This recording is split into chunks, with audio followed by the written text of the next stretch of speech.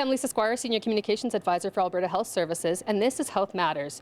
Joining me today is Justin Boodoo, and Justin is a health promotion facilitator with addiction and mental health. Today, we're going to be talking about being a responsible party host and responsible drinking. So, welcome, Justin. Hi, Lisa. So, in order to be a responsible party host, what should you be doing? What does that look like? Sure. So, it's the Christmas season. Lots of people are having house parties. Some people have their staff parties out at their homes. And so it's really important to make sure that when we're having guests over, trying to be as responsible as possible. So some things we can do, for example, the first one I always talk about is having non-alcoholic drinks to serve. So things like pop, juice, water, coffee, whatever kind of fits for your event or your party, but having non-alcoholic drinks. There's also some fun punches you can make, so you can really have a lot of fun with it without having alcohol. Having high protein foods, so things like meats, cheeses, crackers, some desserts. Anything that people can snack on while they're drinking can be really helpful. Also, measuring drinks is really important. So, for example, if you're using distilled alcohol, so let's say like a rum or a rye or a vodka, having 1.5 ounces is what's considered a standard drink size. So really being able to measure that so that we're not, allowing people to overconsume or making them overconsume because of how we're pouring. And then also, when you're having a party, stopping to serve alcohol, about an hour, maybe an hour and a half before the party ends. So it just gives people some time to not have alcohol in their system. Again, those snacks may be a crucial piece, and then water and coffee. And do you still have some examples of standard drink units? Yeah, so they're actually in Canada what's considered a standard drink unit.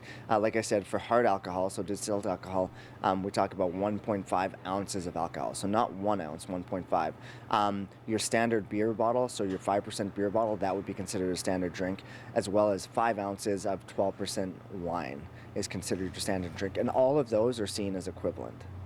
And are there guidelines for drinking responsibly? Yeah, so again, in Canada, we have what's called the low-risk drinking guidelines. So those are guidelines that were set for individuals 25 to 65.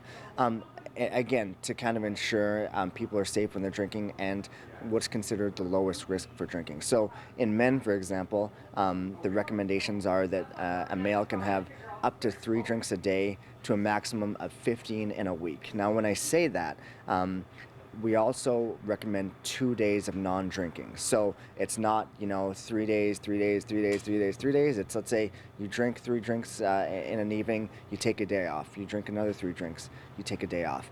And also the 15 drinks isn't cumulative. So you don't get to one day say, hey, I didn't drink all week, now I can have 15. It's a maximum of 3 per day. For women, that maximum is 2 per day to a maximum of 10 per week. And if I choose to drink, are there things that I can do to make sure that I'm staying safe? Yeah. So, good question. So, always never drink and drive. There's absolutely no amount of alcohol that's safe. Eating regularly. So if you're going to be going out in the evening, eating some food during the day, making sure you're having food throughout the day. Drinking lots of water can be really helpful. Making sure we're not mixing alcohol with medications. And again, when we look at the low-risk drinking guidelines, following with those and really pacing ourselves. So if you're going to have a drink, don't just down it. Don't down your 3 drinks. Have a drink, maybe take half an hour break, then have another one, take an hour break. So really spacing things out. And where can people go for more information?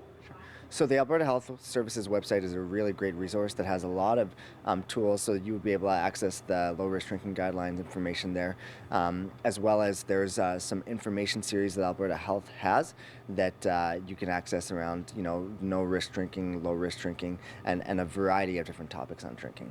Great, thanks so much, Justin, and thanks to all of you for watching. Cheers to you and yours this holiday season. I'm Lisa Squires, and this is Health Matters.